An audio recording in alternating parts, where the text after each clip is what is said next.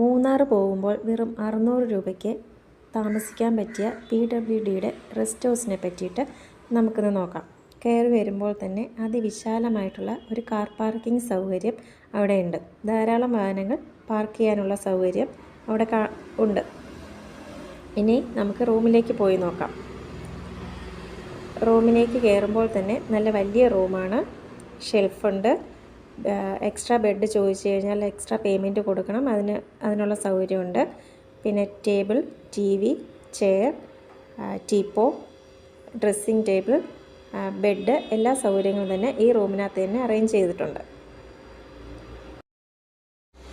ഇത് കൂടാതെ ചെറിയൊരു സ്പേസ് കൂടെ ഇവിടെയുണ്ട്. നമുക്ക് ഡ്രസ്സ് ചെയ്യാനും രാവിലെ ബ്രഷ് ചെയ്യാനും ഒക്കെ ഉള്ള ഒരു റൂമായിട്ട് തന്നെ അത് കൊടുത്തിട്ടുണ്ട്. അതിനോട് ചേർന്ന് തന്നെയാണ് ബാത്റൂമിൻ്റെ സൗകര്യവും വരുന്നത്.